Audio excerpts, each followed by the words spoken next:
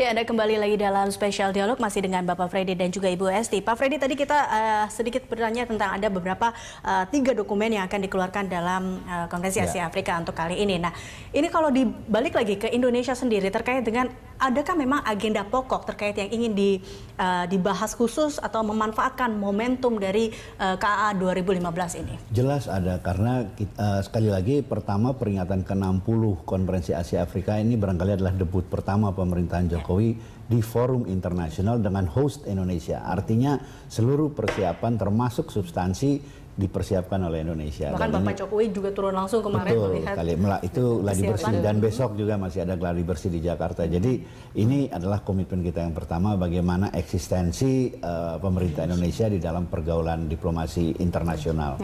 Ini yang pertama. Dan yang kedua, isu-isu yang kita angkat tidak hanya di dalam konteks sektoral, tidak hanya di dalam konteks regional, tetapi cross-cutting issues. Jadi ini menjangkau juga isu-isu yang sifatnya tidak hanya ekonomi atau tidak hanya security, tapi justru kita mengambil isu-isu yang sekarang strategis untuk kita kembangkan, yang kita harapkan dapat memperkuat kerjasama Selatan-Selatan. Karena tujuannya di sini adalah bagaimana Asia Afrika ini dapat berkontribusi dalam penciptaan perdamaian dunia dan kesejahteraan dunia.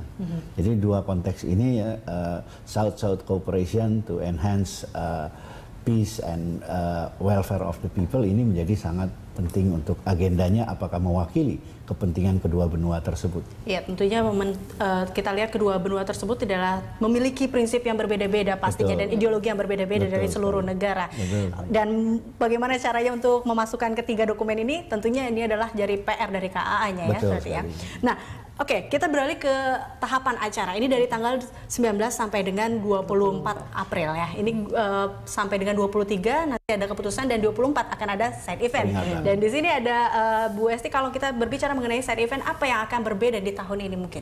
Oke, jadi sebenarnya di Panitia Nasional, Ketua Bidang Side Event itu Pak Menteri Pariwisata, Pak Arief Yahya, dan kebetulan saya berada sebagai anggota di situ. Jadi sebelum tanggal 19 itu sebenarnya sudah banyak sekali kegiatan-kegiatan dalam rangka KA ini. Ada mungkin sekitar 50-an.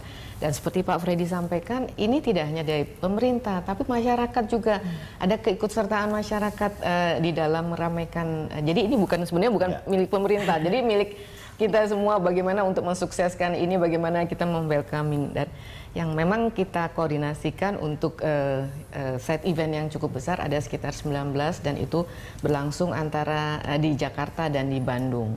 Dan nanti dalam waktu dekat nih tanggal 19 yang seperti tadi Pak Freddy bilang kan, yang ini merupakan partisipasi dari masyarakat. Jadi ada mungkin kita terkenal dengan ini ya, musisi kita Slang itu. Nah, itu akan pentas dengan tema yang prosperity, peace without drug. Nah, jadi kalau kita lihat memang seberapa besar sih nanti akhirnya dampak ataupun pengaruh dari KAA ini untuk tidak jauh-jauh deh ke Bandung sendiri tuh nanti akan seperti apa? Nah, kita memang kalau dari sisi tourism ya, untuk promosinya tentunya nanti dengan banyaknya media yang hadir, pasti mungkin sekitar 1000-an ya Pak ya, yang dari Kominfo yang 1000 lebih.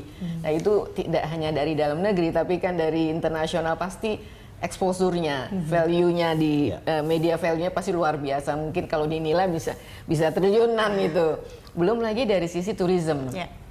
Orang yang mondar-mandir ke Bandung, ke Jakarta dari beberapa daerah, belum juga yang tadi dari 109 negara. Kalau satu negara aja mungkin delegasinya sekitar 10, itu sudah mungkin kita bisa targetkan sekitar 2.500-3.000 wisatawan atau partisipan. Nah, itu kan masuk juga wisatawan. Mungkin dari sisi wisatawan itu kita ada dampaknya buat kita, dan yang penting juga masyarakat ada keterlibatan, ada merasakan untuk bisa ikut memperingati 60 tahun KAA. Ini bisa menjadi salah satu cara untuk warga Bandung memanfaatkan acara KAA juga ya, bagaimana cara menarik untuk Bandung ini bisa menjadi salah satu tempat wisata yang bagus. Nah, ini juga tadi ada salah satu agendanya, acaranya dari 19 adalah mendatangkan band-band ternama di Indonesia. 19 kebetulan Slang akan tampil di Jakarta, di Monas.